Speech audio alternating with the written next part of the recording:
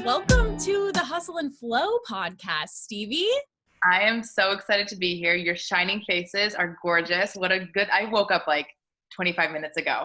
So Unlike you though, because don't you have like a 5 a.m. routine? And you know what? I have a crazy routine, but quarantine has been like, you know what, Stevie? Why don't you lay off a little bit? Why don't you just rest a little bit? And I've been sleeping till like 7:38, and that's still early, but I used to wake up at 4:30. Oh, I know. And so I was like, you know what, let's get cozy. Let's stay in bed. It was like, I have my hot lemon water. I'm like so excited to be here. Can you just kind of introduce yourself a little bit, say where you're from, share with us like what you do exactly, and then we can talk about how we met. Of course, yes.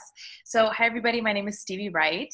I live in Los Angeles. I've been here for about 6 years, and I am a self-love coach. My specialty is in helping women heal their anxiety.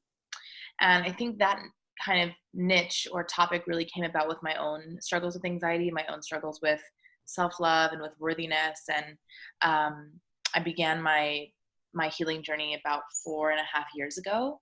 And so kind of just finding what helped me with my anxiety, with my self-love, and doing some deep healing with other coaches, with therapists, getting certified as a self-love coach and learning some really beautiful tools. I now help women do the same. I'm also a professional singer, because I know you're gonna ask about that. So I'm also a professional singer. I'm in a band, and I'm in a cover band, and we do like celebrity weddings and stuff like that. So fun. I didn't know that. Yeah. So Kesley is a singer too. And actually Kesley was on American Idol too. Shut up. What season? Okay. Well, I did the first season of ABC. So it was like the season 13 kind of. Okay. So I did Katy Perry and Luke Bryan and Lionel Richie. Okay. Amazing. It was back in the OG days, season 8. Yes. I know. Yeah, and I loved your story. I've seen the video that you sent out where you were like, this was like such a crazy, like hard moment for you, where, you were being judged by the panel and everything. So like, did you start singing as a kid, or when did you kind of jump into it? I've been singing since I was like 3. Wow. Yeah, same. What can you tell us like a little bit about just like very briefly, like a little bit about your childhood? Sure. Okay. Briefly. Yeah, it's the most complex thing ever. So I grew up in a really small town in the desert in Southern California. I had a really happy childhood. My needs, we had everything we needed. I had, my dad was not my real dad, but he had been there since I was 3. Or about 4 maybe. And when my dad left when I was 3, he stopped coming around when I was 5. So I hadn't seen my dad up until last summer. I hadn't met my dad in like almost 20 years. Wow. So I actually just reconnected with him last summer. So I grew up with my mom and my stepdad, but my stepdad, he came in so young, and he was such a good man that I never called him my stepdad. He adopted me, and he was my dad. And I was really lucky to have him. And I've been singing since I was a little girl, voice lessons since I was like 6 or 7, and then professionally since I was like 17. I was in bands at 17. And I think the big kind of crux of my childhood was that my family knew that I had a gift. I had a talent, and it was said in energy, maybe not in words distinctly, but it was kind of the message: I love you for what you do, not who you are. Wow. And so I think a lot of my anxiety and worthiness stuff came from that messaging of we'll love you more for how you perform, for winning, for achieving, instead of just loving me for me. And, my mom and I have actually had a really beautiful healing recently from all of this. But, and I love her. She's an incredible mom. But there was kind of that living vicariously through me energy. And so when I had been wanting to do American Idol since I was about 8. since the show first started, and you had to be 16 at that time. I think it's like 14 or something now, but you had to be 16 at that time to audition.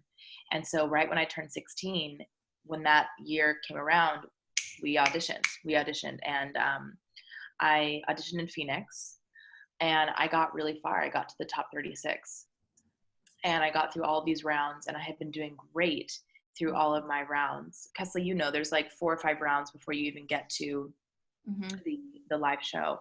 And I was killing it in these first rounds. Like the audition, like the judges were like, they loved me. I went to Hollywood Week, but even before Hollywood Week, there was another round of auditions. After Hollywood Week, there was another round of auditions, and I just made it, and I got to the top 36. And so at this point, you know, you have to get taken out of school as a minor because you have to move to LA, and you go to Idol school. You go to independent Idol school study.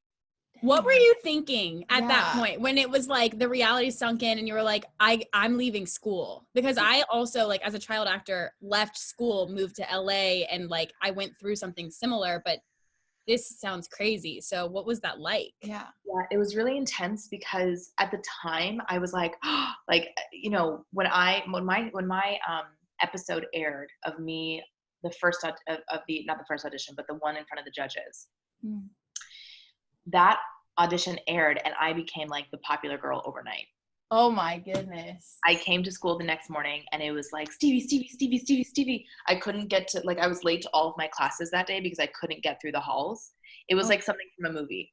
So that part was super fun. That part, I was like, oh my gosh, it was so fun. Like, all the hot boys who never gave me the time of day now are giving me the time of day. I always said, like, whenever I'd be rejected by like a really hot guy or something, because I've always like wanted like to be a successful actress, I'd always tell myself, I'd be like, one day they'll know, like they'll wish they were nicer or whatever. Gosh. So that's funny. Season 8 was actually one of my favorite seasons of American Idol. And I had been following you on Instagram because Heidi was like, oh, you need to follow my friend Stevie. I want her on the podcast. So I've been following you. And then literally a couple days ago, she's like, oh, and Stevie was on American Idol, because I'd been seeing your photos on my feed because I was following you. And I was like, she looks really familiar. But I just know her through Heidi. So I don't know. When she said you were on American Idol, like, I had this crazy, it was like my life flashed before my eyes. And I was like, I remember watching you on that season. That was one of my favorite seasons of American Idol. And I looked you up immediately, and I was like, I literally remember this audition. Like, I remember your performances. Like, I remember you like I was a fan pretty much. Thank you. It was such a good season. Like, Adam Lambert was incredible, and I learned like so much from him, and there was some really good contestants that year. So what ended up happening? So, you know, I got popular, whatever. And then just a couple weeks after that, that's when I had to leave school. So I was sad to be missing my friends, but I was still kind of on that high of like, oh my God, I'm on TV and, you know, all this stuff. And so I moved to LA with my mom for a couple months.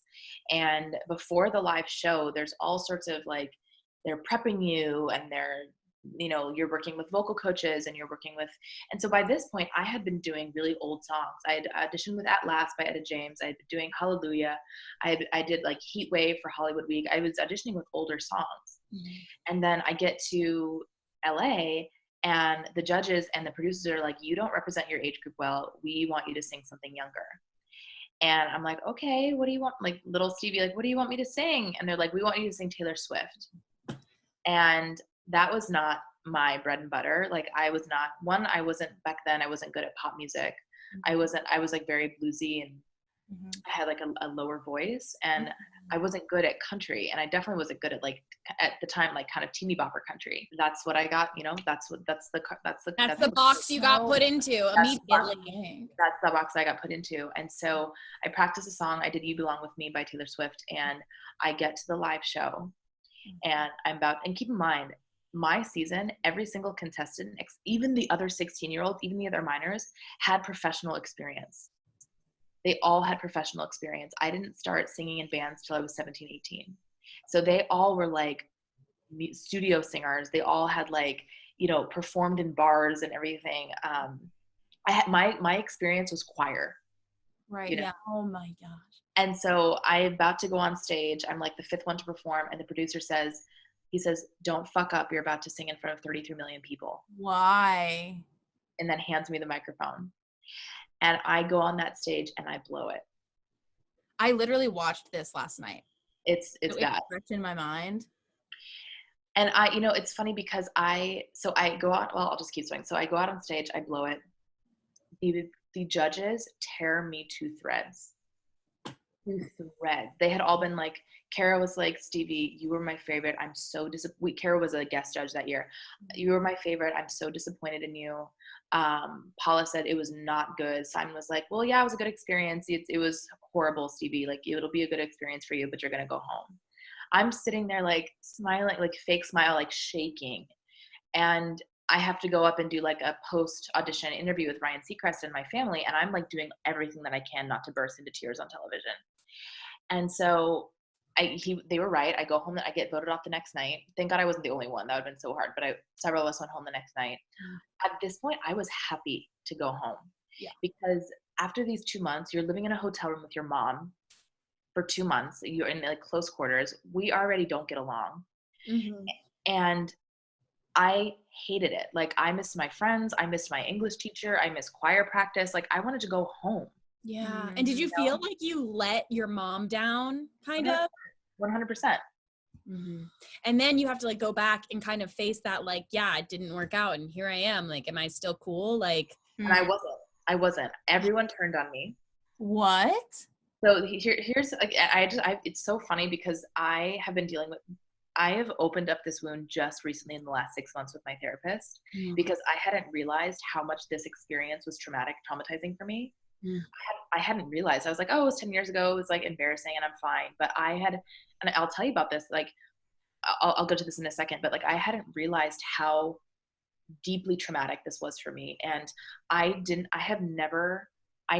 performance you watched, Kesley, I had never watched that in 10 years. I watched that for the first time. There's too much shame. I watched that for the first time. Like, it wasn't that bad. It was just like, I have a great voice. And it was not like, for my standards, it was not. I was shaky, I was terrified, and he just told me I was singing in front of 33 million people. Yeah. So it just wasn't, it wasn't horrible. I didn't like sound like but other people told you that you weren't good. That's so right. There immediately was like no validation. Right. I'm not good. Okay. Right. And so I get back. First of all, my mom, bless her heart, but she went into a depression. And it was really, and she didn't put it on me, but I could feel her disappointment. I could feel like this is the plan for 8 years, that I'm going to win American Idol and be a superstar. Oh, wow. Yeah. And so home life was really hard. I get to school and either kids made fun of me for how bad my performance was, or they thought Stevie, they turned on me because Stevie thought I was better than her. But Stevie thinks she's better than everyone else because she was on TV. So I couldn't win. I couldn't win. I had a couple close friends that I was able to stick to, but like I lost my part in the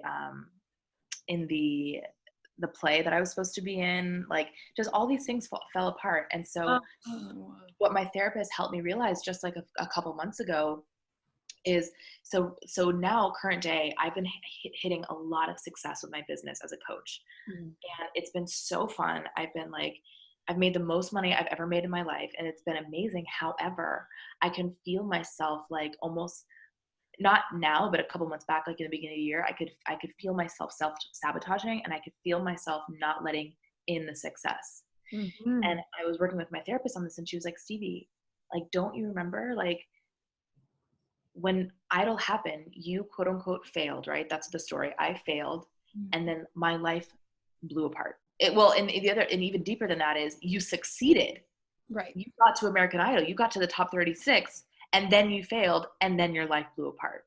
So now I'm at this place where I'm like hitting some serious success. I'm going up and up and up and up and up, and I'm at this pinnacle of success, just like when I was 16. And I was like, oh shit, I can't handle this. Let me self-sabotage, or else my life is going to blow apart. So I've equated success with my life crumbling. And I'm just now beginning to unravel this story and tell my nervous system that I'm okay now, that I'm safe, that my life isn't going to blow apart. And even if things do come crashing down. I have new tools now. I'm not a 16-year-old. Right. Yeah. So yeah. How did you discover breath work and stuff?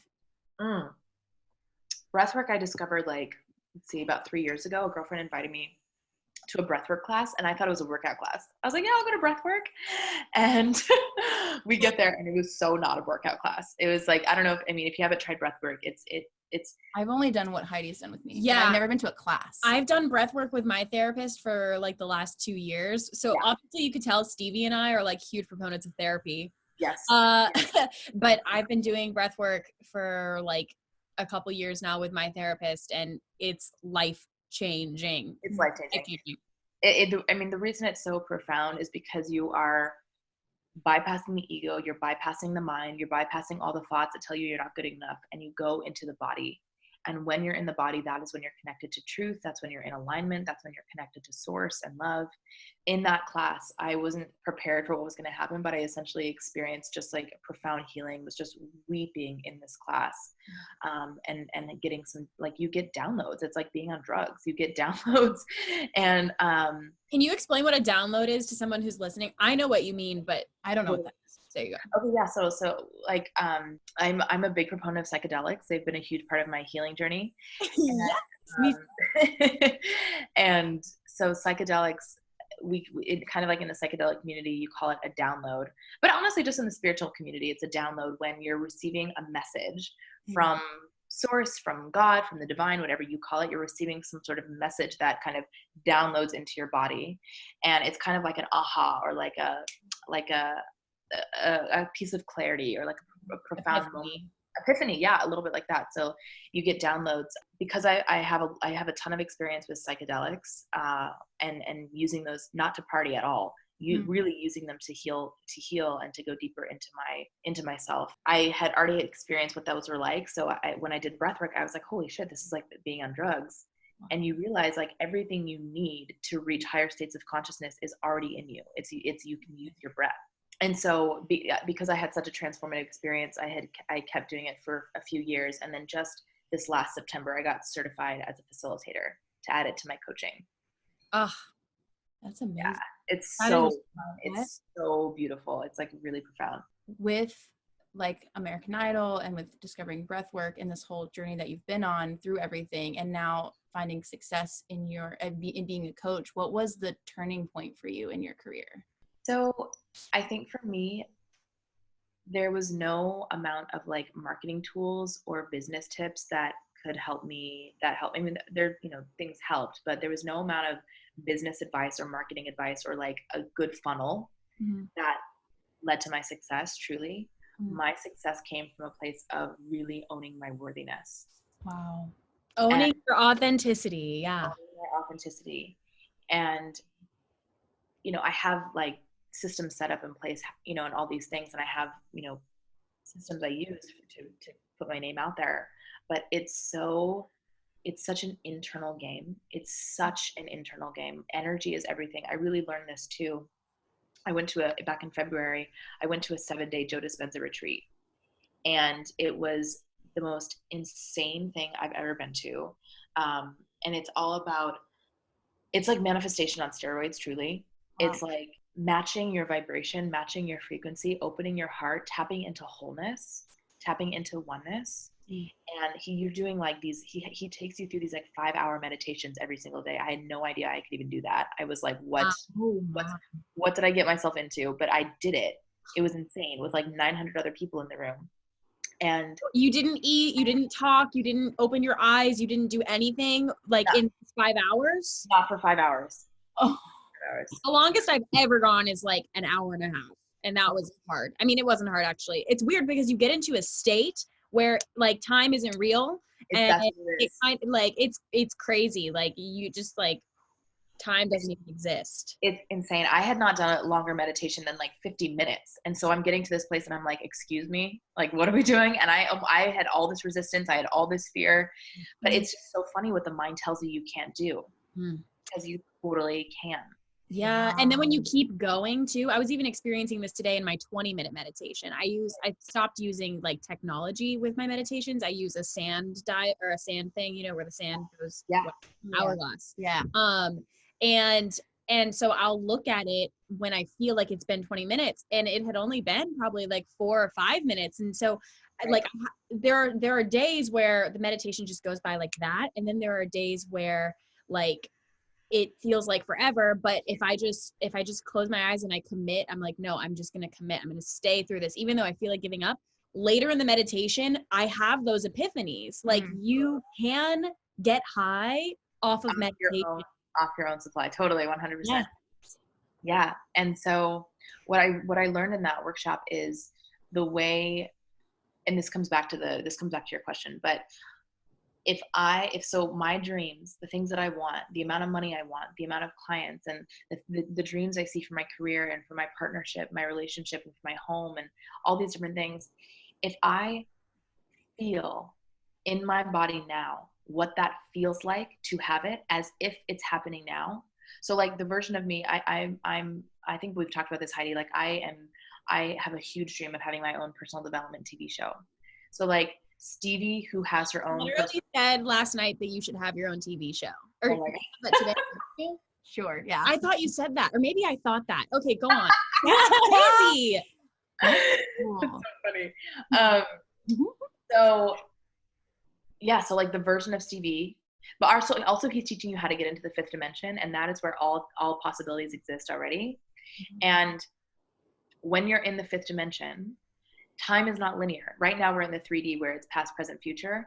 In the 5D, that flips on its head. So past, present, future is all happening now.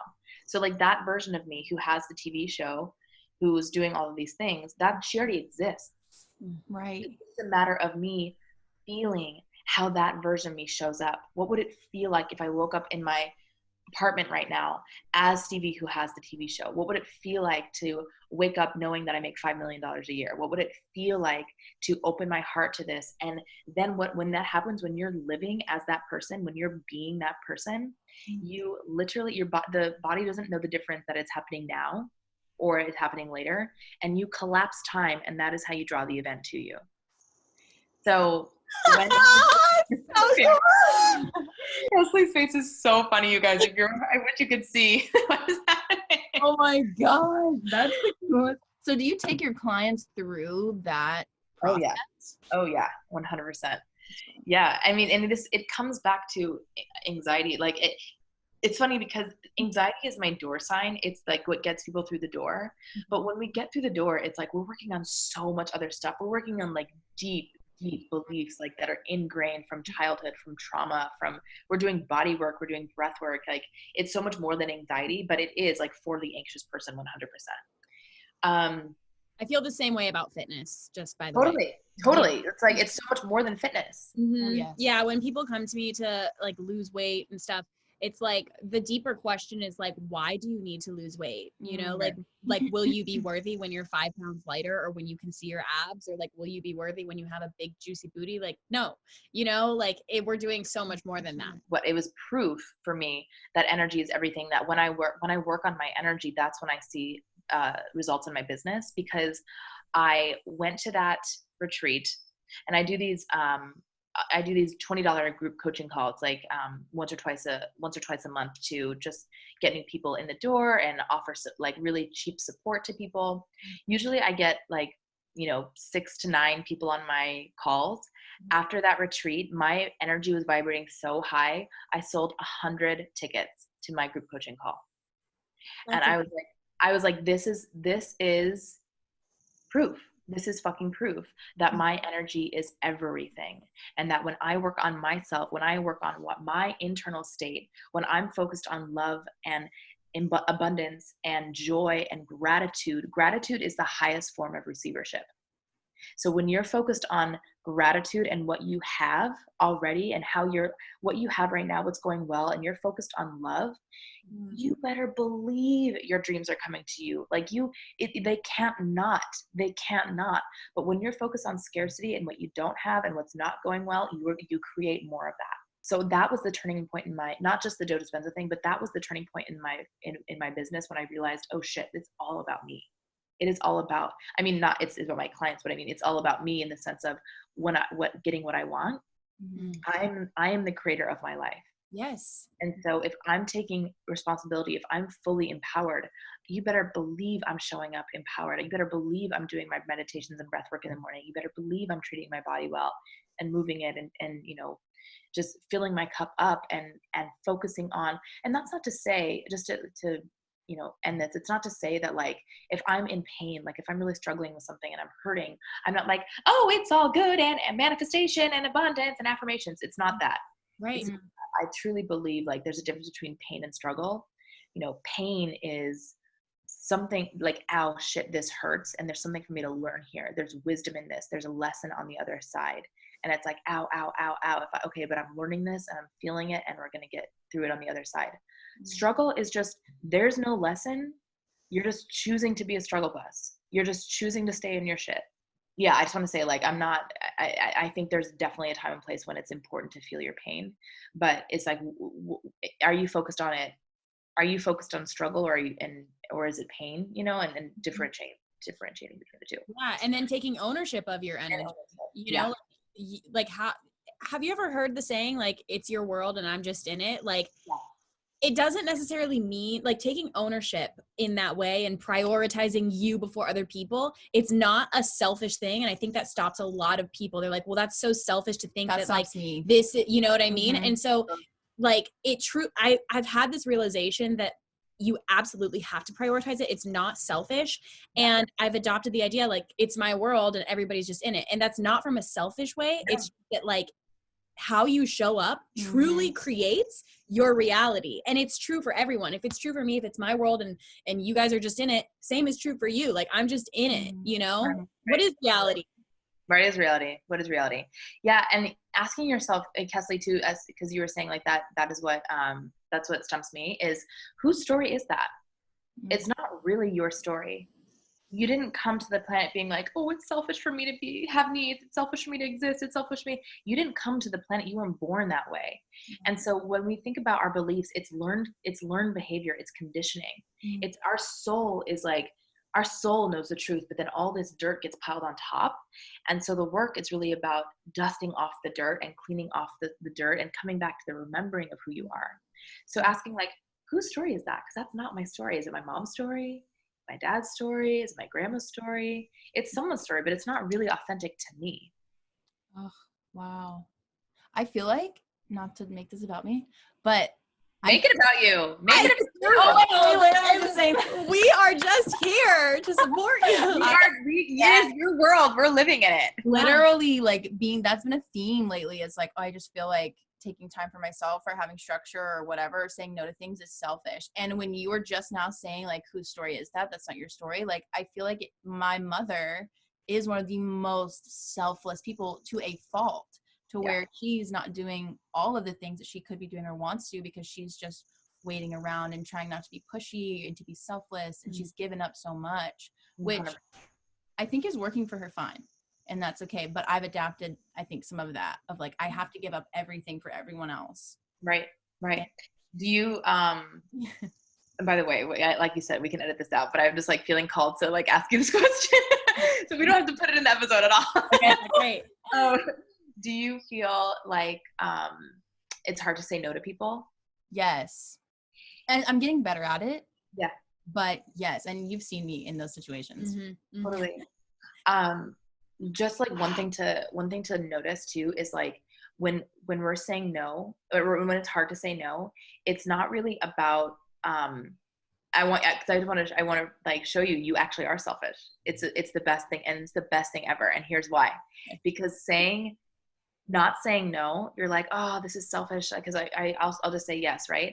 But it's actually that you probably just don't. The confrontation of saying no scares you. So you'd rather just be like, yes, I'll do it, instead of like having to say no and then having the confrontation of what that person might think. And then it's like, it's actually selfish too, because you're like, I don't want to deal with the confrontation. Oh my God. I can see that. Yes. I care too much about what people think of me too. Like, I want to accept everyone. Me too. So, Me too. We all do. It's all. Oh, yeah. I'm like, so like, it's an ongoing thing for me. I'm working with it with my coach. It's an ongoing thing how deeply I care what people think. It's like, Jesus Christ. Same. How did you two meet? I don't think I even know. So, okay, it's funny. You can share your story, but I just want to say I found you on Instagram before we ever met. Yeah. And I think I DM'd you and was like, if we were ever to meet, we would be friends. Like I think you did. Yeah, I think you did. Look, like our first message, I sent you that message. I was like, we would be friends. And so I went to this event in LA called Pays to Be Brave, which was amazing. Yeah. And the one last year? Yes. And it was funny because Kesley ended up being in LA at the same time. And that's when we started our podcast. That was before we even started Hustle and Flow. But I saw Stevie like sitting a couple rows in front of me. And I was like, oh my God, that's Stevie. I have to go say hi to her. Like I have to say hi to her. A couple of days went by, I didn't say hi to you. I was like, I don't know when, but I'm going to say hi to her. And then the opportunity presented itself. And I just walked up to you and I think I was like, yes. I know, and you were so amazing, and I was like, I immediately was so drawn to you, and you were like, I'm gonna be in. I don't live here, but I'm gonna be in LA for the next like couple days, or something like the week after or something. Yeah. And you're like, let's meet up, and so we did. We had coffee, we had breakfast, and we just had like the nicest time. Yes. And we stayed in touch ever since. Yep. That's how I've gotten a lot of my best friends. I just walk up to them and I'm like, friends. It's like so third grade status, but that's, if you ask any of my best friends, that's how it started. Oh my God. Usually. Yeah, totally. Talking about anxiety, a lot of our listeners are female actors, artists, musicians, creators, performers. So like, what are some ways that you see anxiety inhibiting performers specifically? So, I mean, I can only speak for myself, but what I do notice in a lot of us is we put our worth in the performance. We put our worth in what we do. We put our worth in booking the job. We put our worth in, what the validation we receive back. And so the anxiety then comes from, I have to perform well, or else I'm not worthy. And maybe that's not the actual thought that you're thinking. Maybe that's not the thought you're thinking. I have to do well, I have to do well, I have to do well, I have to do well, the lines, the things, the lyrics, the things, doing good, what am I going to wear?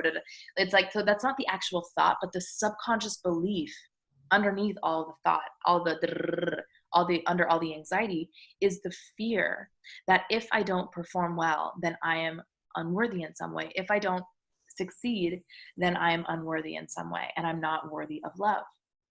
And so what I've learned about anxiety through my own process and through helping my clients is the root of all anxiety is fear. All anxiety is fear. And so and people think like, oh, I have anxiety, that's the problem. That's not the problem. That's the symptom. That's the surface issue. The issue we want to work with is the fear that lives underneath, the fear of failure, the fear of rejection, the fear of success, the fear of loss, the fear of being seen. There's all these fears that we have, and if you're not paying attention to the fear that's underneath the anxiety is going to run rampant. So a big part of what I do with my clients is helping them get to the root of their fears, understanding what's underneath, what beliefs are living there, and nurturing those, meeting those with so much love, healing those wounds, being there for getting into a relationship with the fear and saying, hey, thank you for protecting me. Because that's all it is. It's just trying to protect you. Hey, thank you for trying to protect me. I really appreciate it. I'm good now. I'm good now. We have these fears that we have from childhood. And so you can say like, I know you're scared. When you think about inner child work, I know you're scared, sweetie. I know you're feeling really triggered. We're evolved now. We have new tools. I'm going to show up for you. I'm not going anywhere. I love you. I'm not going to leave you. You don't have to be scared anymore. And so it's that ongoing process of nurturing that inner little girl who is feeling really scared and feeling really triggered, and working with her fears. Because if she's not attended to, she's essentially having a tantrum, an internal tantrum, and it's going to be trigger city it's going to be super anxious because you're not attending to her. You're not taking care of her. Yeah. And she'll experience more abandonment, and then it gets worse and worse and worse, and it hinders you even more. I think where I see this happening the most, at least for me as an actor, is that a lot of actors will say things like this. This is the exact dialogue. I haven't had an audition in 2 weeks. And that's insane. Like, that's amazing. Like, most people would be like, oh my God, 2 weeks? What? That's nothing. Like, for me, I audition sometimes 5-6 times a week, and I'm very blessed, and my agent is amazing. But as soon as 2 weeks goes by, or if it's somebody else, if it's 2 months, if it's a year, okay, I haven't had an audition in forever, my agent hates me. Like, that's immediate. That's the immediate thing, is that, oh my God, I'm not doing well, or oh my God, I didn't book anything, or I made them mad, or whatever it might be. And it's so and we're in a business where rejection is not only probable, it's definite.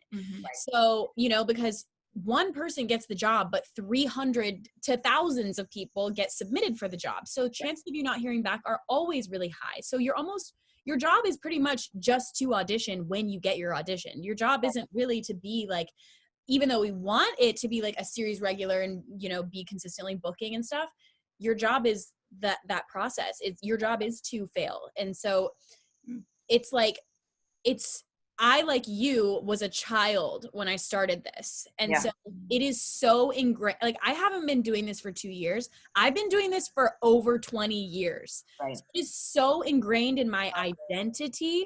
Right. And so I feel like I like dump on myself and, you know, like make it mean something about who I am. But the truth is that I'm not an actor. Like, an actor is something I do. Acting is something I do, but I'm actually not an actor. I'm nothing, you know? It's not who you are. Do you guys like The Matrix? The movie? Yes. Yes. I haven't seen all of them, but yeah. I watched the first one. Have you at least seen the first one? Yes. I didn't know there was more than one. It was in theaters recently, and I think I went and saw it. Oh, okay. There's three, but they're coming out with the fourth. Wow. Oh, okay. It's probably one of my favorite movies, and it's so random. But can I just go on a rant about The Matrix for a second? Yes. Because it so ties into what you just said, Heidi. So okay, so you think about, and I hadn't seen The Matrix since I was like little, like 6 or 7 years old, the first one, and the only reason I was like, oh, The Matrix is on Netflix, and my boyfriend and I were like, oh, let's watch it. We haven't seen it in forever. And since doing law of attraction and like manifestation and healing work, you guys, it is not about what you think it's about. It is about law of attraction. It is 100%. Watch it with this eye now, rewatch it, and you will die. I'm obsessed. So you think about, okay, so Neo, he's this guy, there's something he feels like he's a computer programmer. He always has felt like something's not quite right, but he can't figure out what it is. He takes the red pill. He gets unplugged from the Matrix. And what he realizes is the world that this might lose some people, but I don't even care because I love it.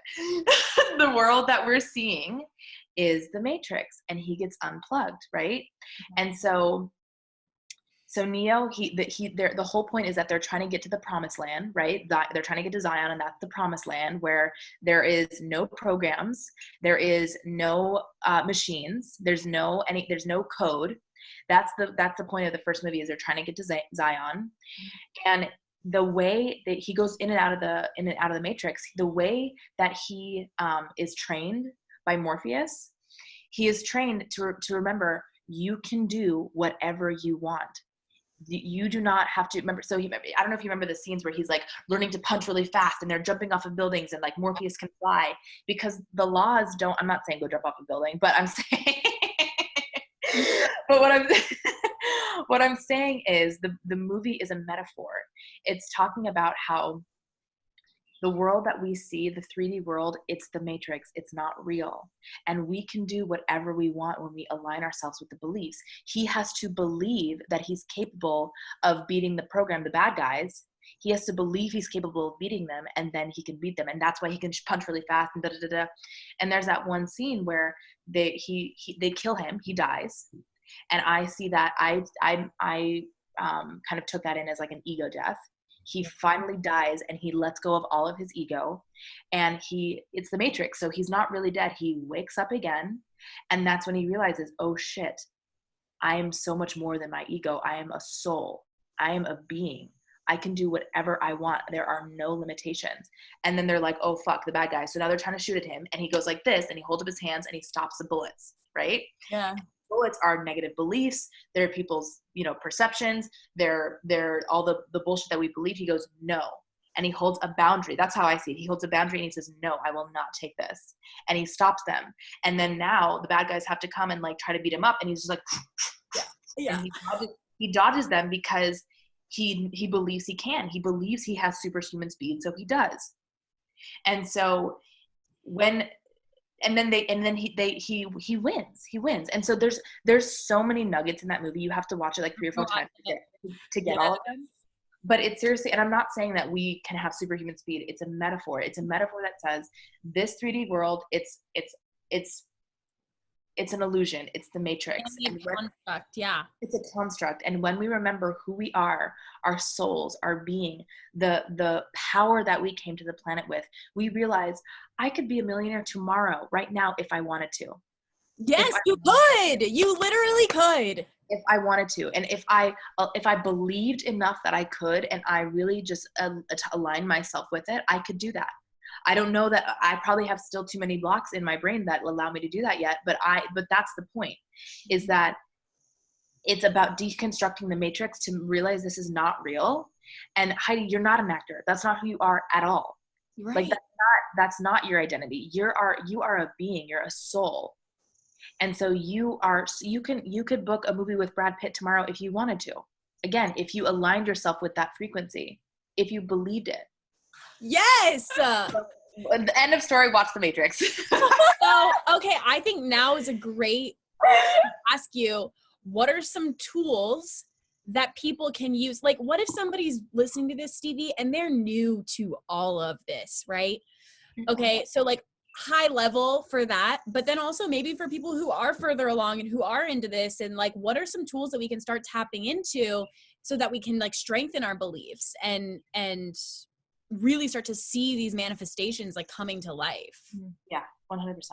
So I think that the first thing that you have to do is really get clear on what some of your limiting beliefs are, because so many of them are so subconscious that we don't realize they're there. And when you understand what they are, and how you understand what they are is you notice patterns in your life. So notice how you're showing up, the types of people you're attracting. Notice the common struggles that you face over and over again. Notice the block you can't seem to get past. Notice what kind of relationships you're in. Notice like how people respond to you. Just notice the patterns in your life, because those give you clues as to what your beliefs are. Because it's like the beliefs tell us like, I only deserve a guy who treats me like shit, or I only deserve this amount of money. I can't get past this amount of money. So when you notice the patterns, when you notice the things in your life, if you come at them, don't come at them with judgment. Don't come at them with shame. Come at them with so much curiosity and kindness. When you come with curiosity and you say, okay, this is like a thing for me. This is a recurring pattern. What is it about this? How am I attracting this into my life? And you stop playing a victim, for sure, 100%. And you stop playing a victim and you take a really responsible, empowered, like control over your life.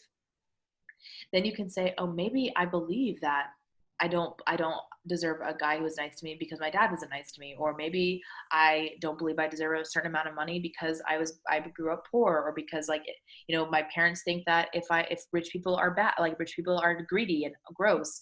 So then of course I don't think I can get to a certain amount of money, because then I'll be judged or whatever it is. So you have to first have awareness. And in my program, I use my AWC method, which is awareness, willingness, and connection. The first step is awareness. You have to be aware of what you have been perpetuating for 20, 30 years.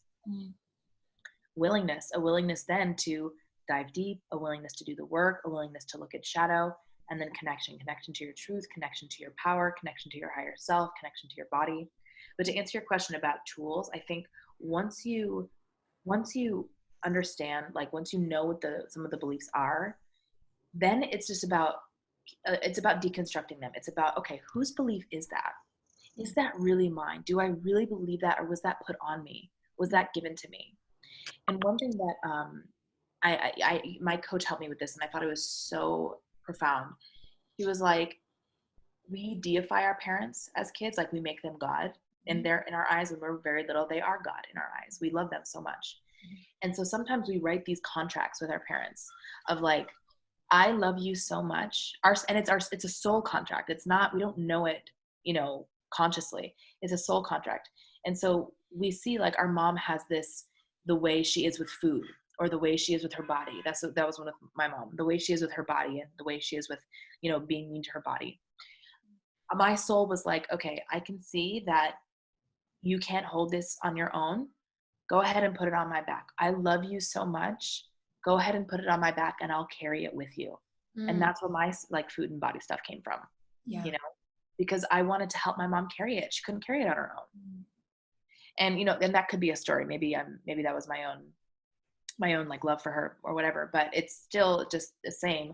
I took on that story from my mom of that I need to be skinny, that thin girls have better lives, that all these things that I thought were true. And I took it from her, I put it on my back, and it's about putting the backpack down and saying, actually, this is not my truth. This is not my story. So tools, specific, I'll give you a tool specifically with anxiety. There's something called observation versus identification. And so what I hear a lot of times people say is, I'm so anxious. Oh my God, I'm so anxious. I'm so anxious. And I argue that because I say, no, you're not. You, Kesley, you, Heidi, you guys are not anxiety. That's not who you are. We experience the sensation of anxiety, but I'm not anxiety, right? When you take in a really identified role and you're like, this is me, this is who I am, I have anxiety, I am anxious, then there's no space. You're so close to, you're so, bumped up against it. There's no space to really understand what's going on, what the fear underneath is. There's no space to get clarity, right? So we don't want to take an identification role. We want to take an observation role. And that's almost like, it's like a 30,000 foot view, or it's like sitting in a movie theater and your life is the movie, where you can sit back and say, okay, I'm feeling anxious. I'm observing my body feeling anxious. It's really uncomfortable. I don't like it. Let me see what is underneath of this. What am I craving right now? What am I needing? What am I scared of? When you take an observer role, you kind of sit back and you go, oh, this isn't me. This isn't mine. I'm just experiencing it right now. It's just one experience I'm having within my life. Then you can have space to understand what's underneath, right? So really taking that observer role, it was so huge in my own process of understanding what was actually happening. And truly, like, fear, fear is really necessary. Fear is the thing that tells us don't go down the dark alleyway at night, right? But just kind of low level fear that we have underneath anxiety, all fear is it's the mind leaving this present moment. The mind leaves this present moment. It creates a story about something bad that we think is going to happen. What if this happens? What if this happens? What if this happens? And we deem it as bad. And then the body then doesn't know the difference between whether it's same as like, Stevie $5 million, like the TV show, same as this. My body doesn't know the difference that the fear that I'm afraid of is happening then or it's happening now. So now I've created misery in my present moment. And so if you can get back to the present, like really, really right now, sitting on this chair, talking to you guys, in my living room, listening to the cars go by, I'm here, I'm present. You're here, you're present. Like, this is really the only moment that we have. So if you can, I guess this is kind of a second tool, but if you can understand and get present and really stop, drop, and roll and look around and say, okay, nothing is trying to kill me right now. I am safe. The bad thing that I'm worried about happening is not happening right now. It's not happening in this very second. I'm safe right now. Then you come back to the present moment and you can deal with it in a more empowered way. Oh, yes. So beautiful. Let's just talk about where listeners can find you and then we'll wrap up. Yeah. So I love Instagram. It's my favorite platform. My Instagram is @StevieL Wright _. There's so many offerings on there. I do a lot of IGTV breathworks. I have a lot of, the link in my bio has so many of my freebies and my offerings, and you can find out about my coaching. So I would say Instagram, and my website is steviewright.co. Yes. And I've actually done some of Stevie's group coaching calls. It really is so amazing. Even though it's only $20, she provides so much value. So I can't recommend hopping on that opportunity enough. So next time you see her post about it, definitely do that. And Stevie, I just want to acknowledge you for being such a deep and intentful soul. Like, the fact that you decided, and I hope this inspires somebody else who's listening right now, the fact that you decided, I'm going to go in on myself and I'm going to do the work on myself. And like, cause look where you got to, that is a lot of work. Like you didn't just wake up one day and have it all figured out, you know, and maybe you don't have it all figured out still. The fact that you went in and you were like, I'm going to really like learn about this stuff. It is going to, and already has probably saved so many lives. Heidi, thank you so much for saying that. I just got tears in my eyes. I'm like trying not to cry right now. I got a little teary-eyed actually. So I want to acknowledge you guys too, because you are putting such incredible content. You ask amazing questions and you're so authentic with this podcast and with the work that you do in the world. So it's just truly an honor for me to collaborate with you guys. Well, we'll have to have you on again. Yes. Please, let's do it. Yes. Okay, cool. Well, thank you so much. Love you guys. Thank you. Love you too.